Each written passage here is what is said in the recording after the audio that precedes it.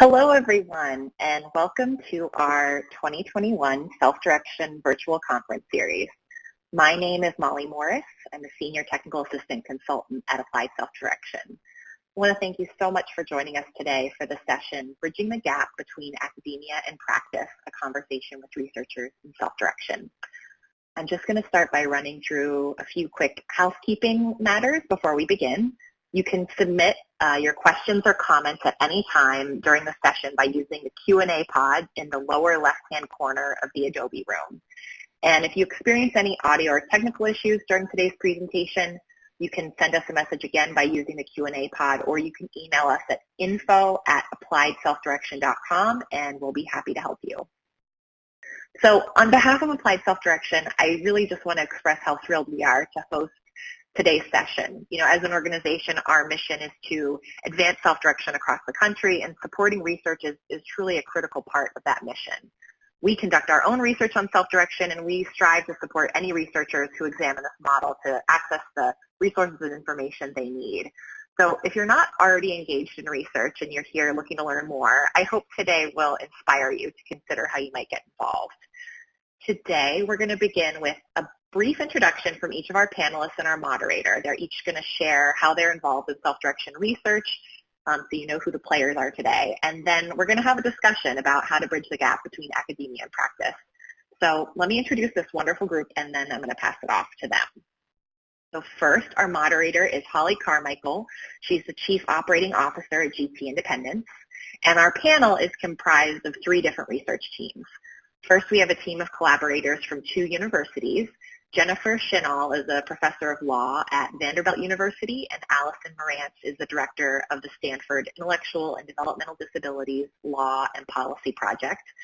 We also have a team from Brandeis University, including Michael Atkins, who is a research fellow with the Lurie Institute for Disability Policy, Joe Caldwell, who is the director of the Community Living Policy Center and a principal investigator at Brandeis, and Sandy Ho, who is a research associate with the Lurie Institute for Disability Policy and the research project manager at the Community Living Policy Center at Brandeis. And finally, we're joined by Mark Seagay, who is a professor of health policy and administration at Penn State University. So with all the introductions being covered, I'll turn things over to Jennifer to get us started. Great. Thank you so much for having me and for having Allison. We're really excited to share a brief look at our research today. So our research broadly is on self-direction, and our big overarching question is, what is the effect of self-directing services on individuals' health and social outcomes? A bit of background on both Allison and myself. We are both lawyers and economists by training, and so our approach to any big question is to look at data. And that is what we're in the midst of in our project right now. Now, what kind of data do we need to answer this big question?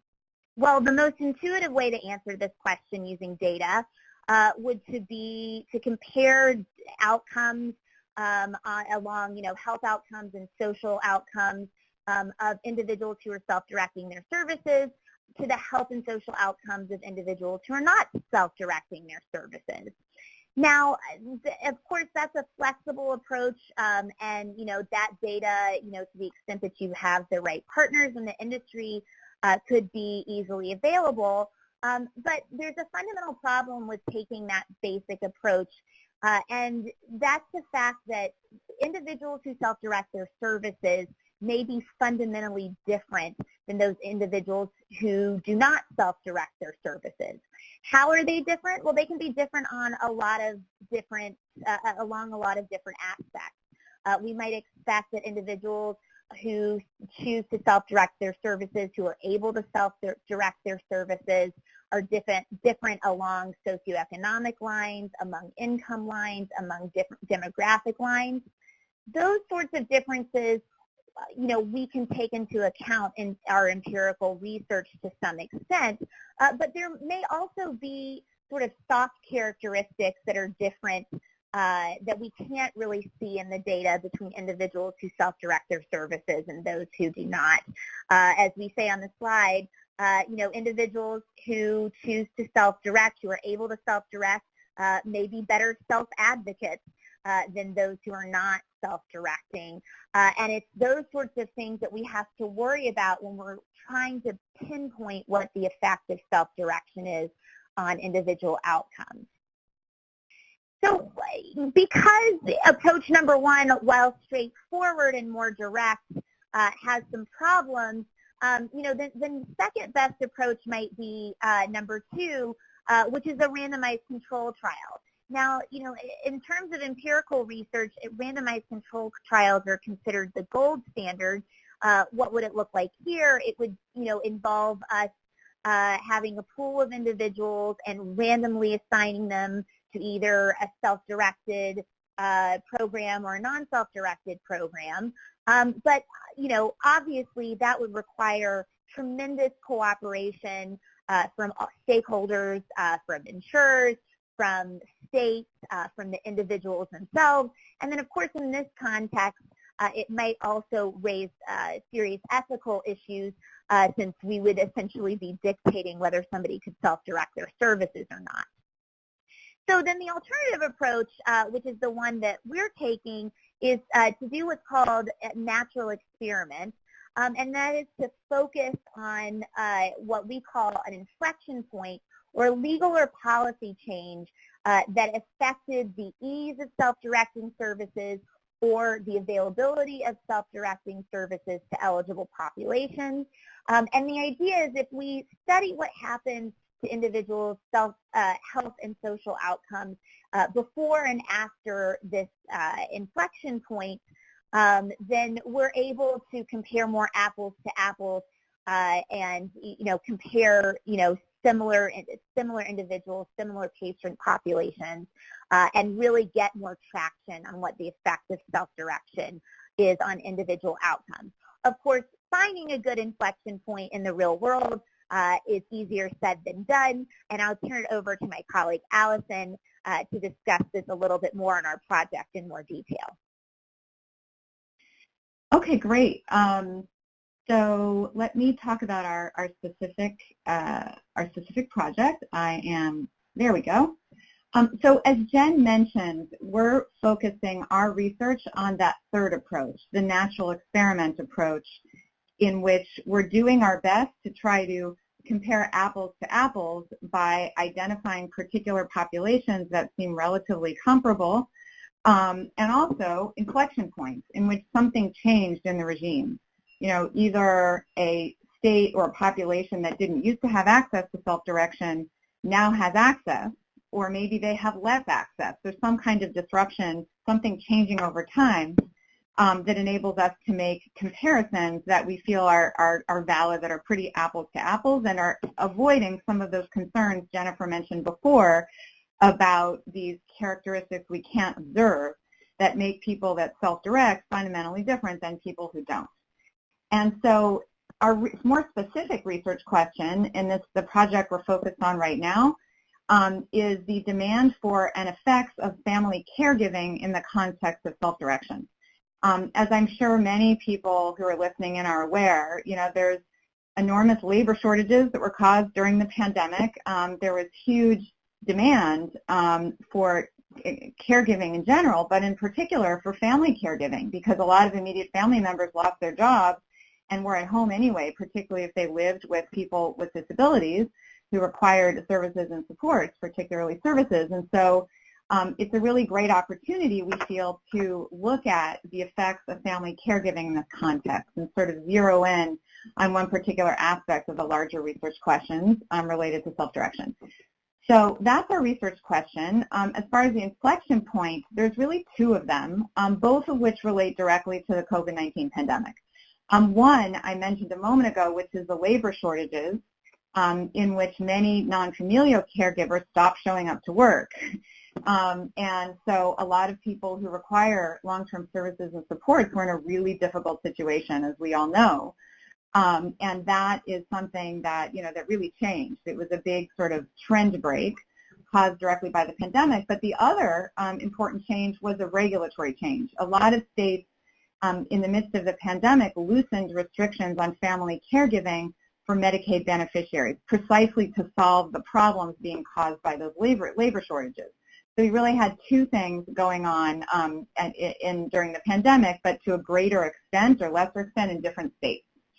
So how will we carry out the study? Well, first of all, it's a collaborative effort between our two research teams, Vanderbilt and Stanford, a large managed care organization, as well as ASC. So it's a kind of multi-pronged effort, and it's the data collection challenges that face us are daunting yet exciting. And we will collect detailed data, including, of course, on the use of family caregiving from before and after and during the pandemic on self-directed Medicaid populations in states that did and did not expand the scope of family caregiving. So we're going to have a lot of different comparisons going on, both across populations, across states, sometimes within states, as well as over time, to try to get really traction on this issue in the natural experiment context. And so the stage we're at right now is trying to really zero in on some of this complexity, winnow it down, and identify some really good, solid comparisons that we believe will enable us to rigorously compare various outcomes across, kind of loosely speaking, the treatment and control groups. And I'll stop there.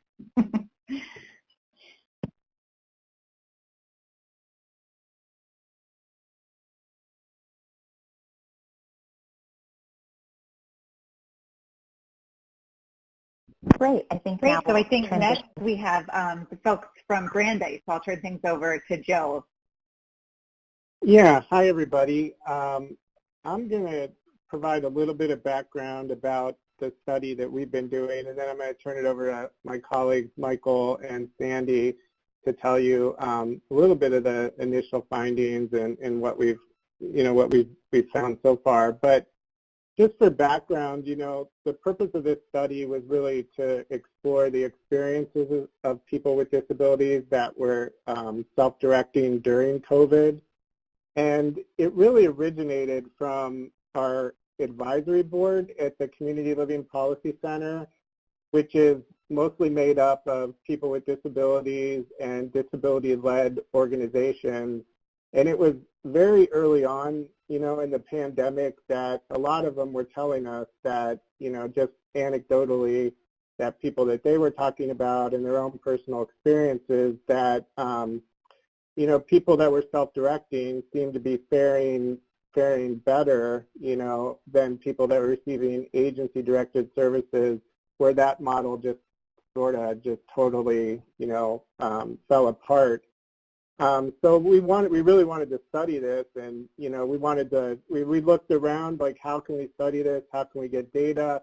It was very challenging to try to get quantitative data just on anything related to COVID and people receiving home and community-based services. So instead, we elected to do a qualitative study just to start to explore things a little bit, and then, try to build on that with some quantitative data. And we also wanted to do something pretty quickly because there was a policy opportunity in terms of the states expanding self-direction, which ASB has done a great job tracking. So just the only other thing for background I would say is this study, we started it in the fall. So that was really during that last wave of COVID right before the vaccination. So when you hear some of the things that people were talking about, that's just some context. And I'll turn it over to Michael, who's going to share more about the sample and some initial findings. Great. Thank you, Joe. Yeah, so basically our research study included interviews with roughly 40 individuals from 10 different states across the country, all people who receive Medicaid-funded home and community-based services, and all people who self-direct those services and supports. So we wanted to explore the experiences of a really diverse sample of individuals who receive HCBS services. And, we wanted to focus on individuals who self-direct those services and supports. So this study explored the strategies and the challenges of individuals in getting access to workers, access to personal protective equipment, how they were staying safe, healthy, and connected to friends, family, and the greater community during the COVID-19 pandemic. So as you can see, over 40% of our participants identified as a person of color. It was really important that we had a diverse sample. We wanted to be reflective of the population in the United States. And to do this, to find these participants from across the country, from various states, and diverse participants, we really relied very heavily on our partnerships with community organizations and centers for independent living. National organizations such as the Administration on Community Living, Applied Self-Direction, the American Association on Health and Disability, and the Association of University Centers on Disabilities. These were key national organizations, as well as several state disability rights organizations and state centers for independent living that were key in connecting us with Medicaid recipients, people who receive these Medicaid services. So that's kind of who our research and how we were able to get connected. So if we look at the next slide, we can look at our initial findings. So although the team is still in the process of coding and analyzing our initial findings, we're really excited to be able to share some initial reflections and big themes that we saw from our conversations with these 40 individuals. And one of the major themes that came a lot, that was really apparent during my conversations with our research participants was the importance of self-direction. Self-direction was key for our participants in accessing personal care attendants and direct care workers. So that self-direction was a crucial factor in helping people maintain access to PCA trusted during the pandemic. So I talked to several people who noted, having PCAs, having direct care workers who they've had for several years was really important because when they left their home, they knew that they were being safe and following COVID precautions, and they would be less of a risk of bringing COVID into that home. Self-direction also allowed several participants the option of firing employees who they felt were not being careful enough and who they didn't feel comfortable with bringing into their home and exposing their entire family. And another point that self-direction was really allowing our research participants to hire their own family members to serve as personal care attendants and direct care workers. And this helped them minimize the amount of people coming in and out of their homes. So we had several people report that they hired their mothers, fathers, sisters, brothers, cousins, just their general family members because they were already within that family unit. So they were not, at the height of the pandemic, they were not exposing their family to outside people when they were really trying to lock down. Another major theme that we saw throughout our research was the importance, how people were accessing personal protective equipment, testing, and the vaccine. So several participants reported having difficulty initially accessing personal protective equipment like gloves, masks, and hand sanitizers, especially at the beginning of the pandemic when those resources were really scarce. And a lot of people also mentioned that while some disability organizations and centers for independent living provided funds to buy PPE equipment, a lot also had to pay out of pocket for their own personal protective equipment and even equipment for their direct care workers. Throughout our research, most reported that they felt that they could access testing for themselves and for their workers when they wanted. But it was also interesting, as Joe mentioned, we kind of started this research in the fall, and then towards the end of our research was when the vaccine was being rolled out. So we got into conversations about how how access to the vaccine was happening in various states, and several of our participants noted the difficulty in accessing the vaccine in the early stages of the rollout, as people with disabilities were not prioritized early enough in certain states during the vaccine rollout. And then the last major theme we discovered was about staying socially connected. So most of our participants reported feeling isolated from their friends, their family, and their community. Many reported mental health challenges because of the pandemic specifically.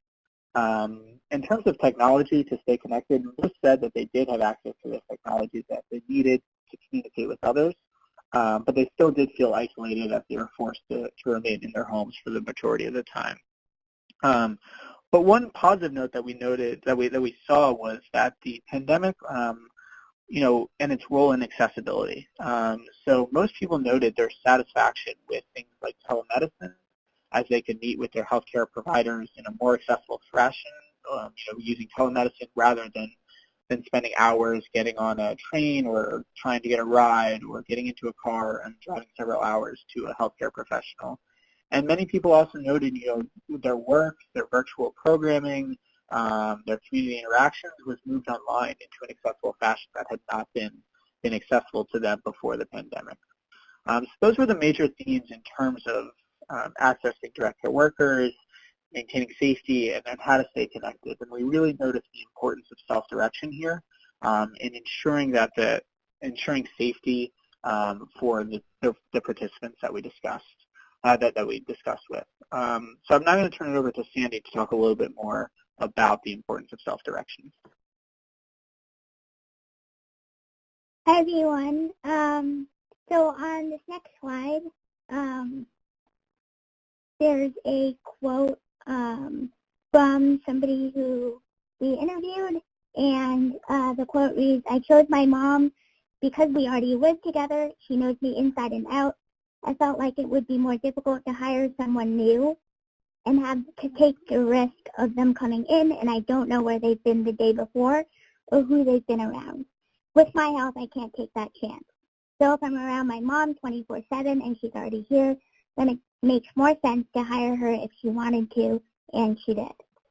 So I think just to kind of reiterate what my colleagues Joe and Michael have been talking about so far, the qualitative stories and experiences that we've gathered really provided kind of a depth and a nuance to these experiences. And regarding self-direction during a public health crisis, we can see the ways that the people who have the option to self-direct are making these kinds of considerations, not just about the public health environment at large, but also like factoring in their own personal healthcare needs as well. And so what this quote really shows is people who self-direct are making some of these choices and are weighing like who would be in their best to hire for their care during a time when there wasn't a lot of guidance, whether it was state or federal policies around ways that people with disabilities can protect themselves and their workers. And I think that one of the things that this study had shown are also some opportunities that physical and community areas can play in future public health crises and disasters. So I myself am somebody who is disabled, and I live in Massachusetts, and I also self-direct my own services. And so in Massachusetts, just speaking from my own personal experiences, the FI agency that I work through, was able to help distribute PPEs, but also, call up and make sure that their workers and also the people who use their FI services have access to when vaccines were being prioritized for disabled people in Massachusetts. So these are some of the opportunities that our study has kind of begun to show around some creative innovations that we can learn from and better prepare for the next public health crisis or pandemic. I do see that there's one question in the chat, and I think I can answer the first question. So the first question is, were demographics such as a person's sexual orientation and or gender identity collected as well? If so, would you be able to share the breakdown? So yes, so we collected demographic information from our interviewees, including race, ethnicity, gender, and the state that they're from. So in terms of gender, 20 identified as female, 16 as male, one as transgender and one as non-binary. And I think that one of the values and opportunities for future research and ways that self-direction can take is how do we value the different kinds of data that we're collecting, whether it's empirical and quantitative data, or also valuing the qualitative experiences as well. I think would be really important. Thanks.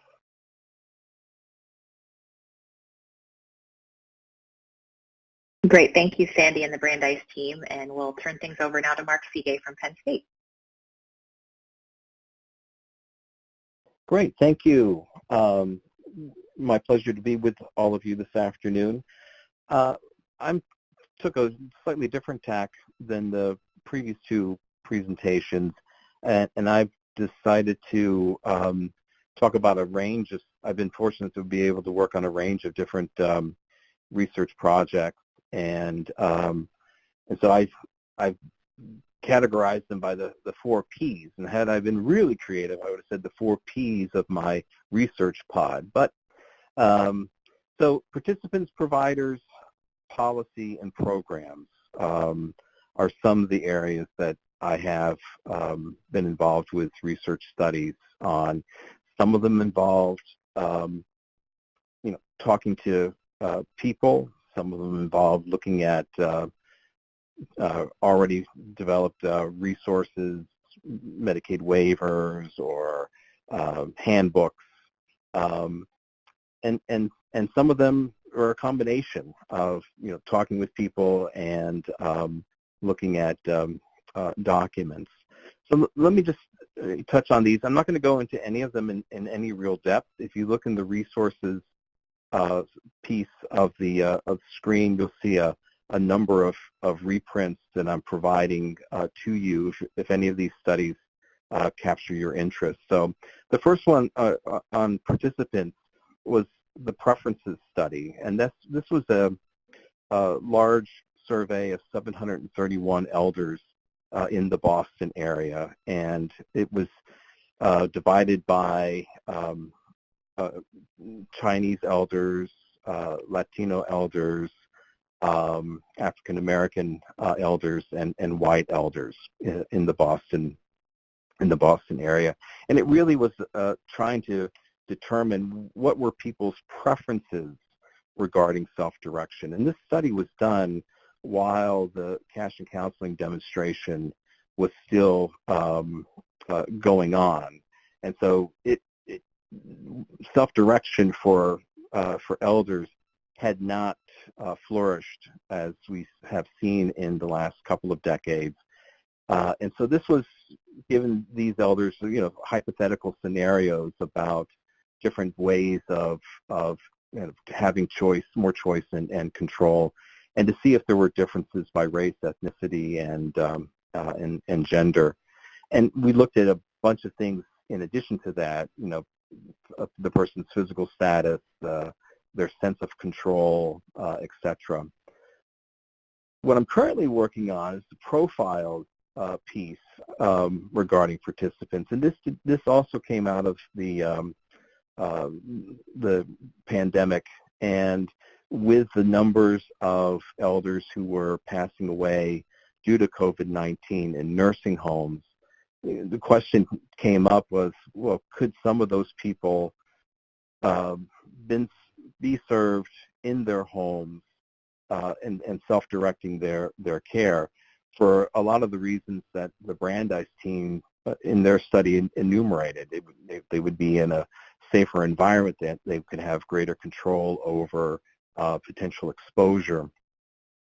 And here, and some of the folks on this call were really generous with helping out with this, was to obtain data from FMS providers on the folks that they are serving, and so to try and get a sense of age breakdown, get a sense of acuity levels through the number of hours per month that people were authorized for, or the size of the monetary amount of their service package.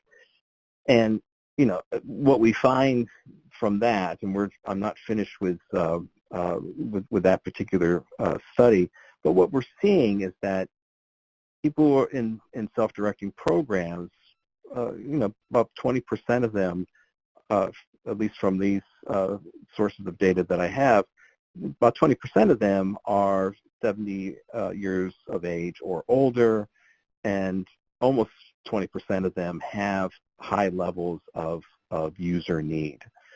So participants, which are an important piece of research programs. Providers did a number of pieces around long-term service and support worker competencies for self-direction, and worked with the Agency for Community Living, did a large project that involved about 13 national professional organizations and about 20 federal agencies in defining competencies for self-directed service programs, and use that information to work with 12 states, and within those states, 12 schools of social work to infuse social work curriculum around self-direction, and to see, student knowledge prior to that infusion and their knowledge post that infusion. Did it make a difference in how they understood self-direction and how they might be able to apply that in their future as social workers? Also with providers, did a similar thing for folks that were in the field to identify what were their understandings about self-direction, and what did they feel that they needed to know more about, as a way of sort of helping the Administration for Community Living to target whatever training resources it had to further the development of a competent workforce for these programs. In the policy arena, a number of studies around implementation. I was tasked to write up the case study on New York State. New York was one of the original 4 cash and counseling demonstration states, and pulled out after they received the award. And so I did a sort of post-mortem on why did cash and counseling fail to be implemented in New York State. A more recent piece was a 5-state examination of the impact of state Medicaid programs contracting with managed care organizations to oversee their long-term services and support programs, including self-directed programs, and did that switch to having managed care be the administrator for those programs. What impacts did that have? And so, that particular study was sort of looking at I think the folks from Vanderbilt said the inflection, an inflection point of a different way of administering these programs.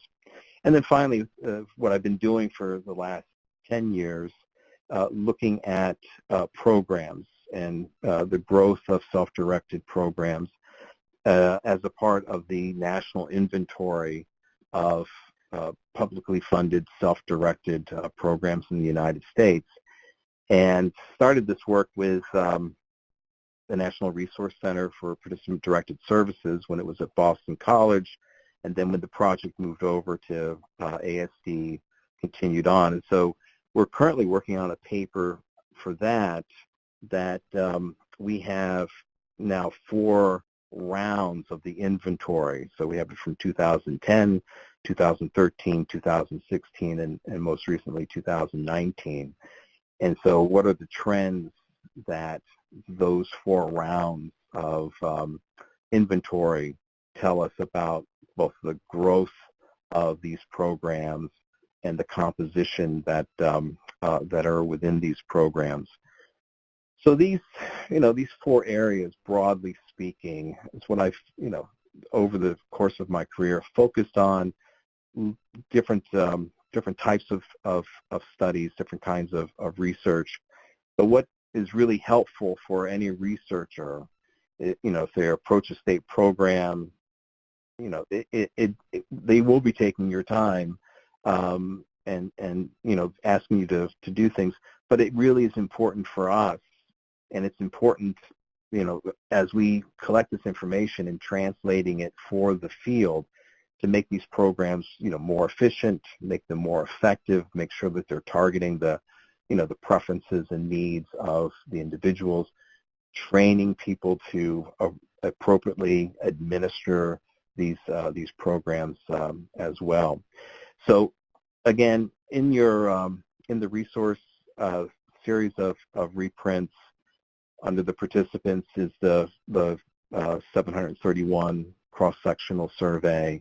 For providers, there's the piece on the survey of current workers around self-direction, and one that focuses on the School of Social Work demonstration.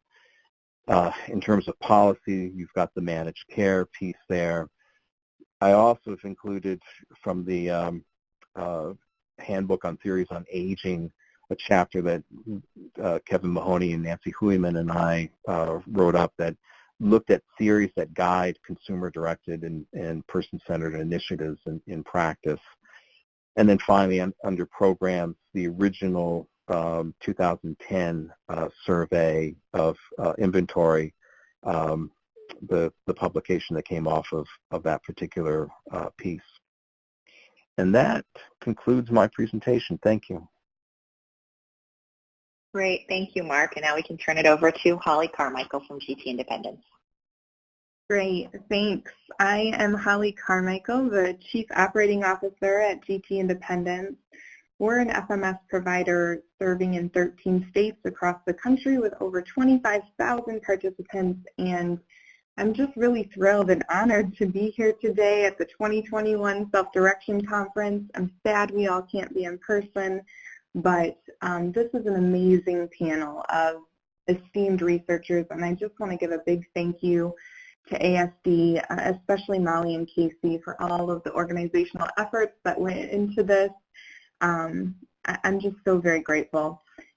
And I guess when we're talking about research from the financial management services perspective, I think like many of my fellow FMS colleagues or other SD stakeholders that might be on the call, when you're working in self-direction, it's really about more than just the financials or maybe the traditional FMS scope of work that we do.